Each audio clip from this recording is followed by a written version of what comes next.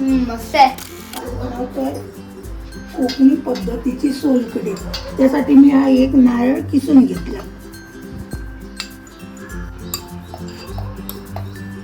त्यात एक मिरची ती मी हातानेच बारीक करून टाकते.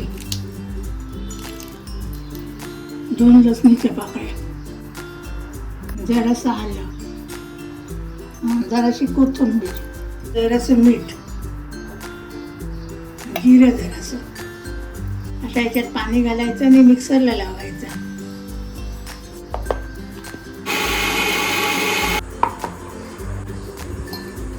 आता याचा रस काढायचा.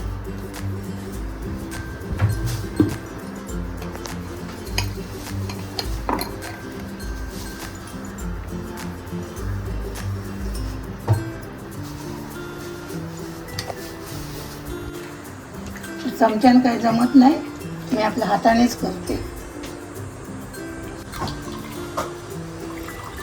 परत एकदा मिक्सरला लावायचं. परत जरासं पाणी टाकायचं.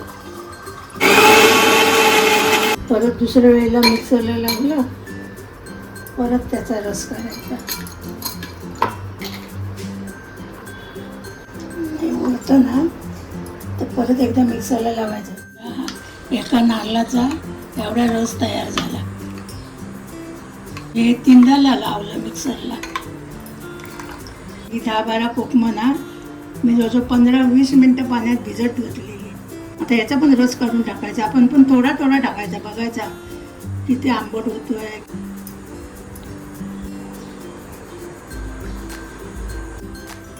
जरा आंबट झाली ना मग जरासं पाणी टाकते. जरासं पिऊन बघायचं. आटलं आंबट तर परत जरा पाणी घालायचं. पण नाही, आता बरोबर आहे. जराशी वरून कोथिंबीर टाकायची. झाली सोलकढी तयार.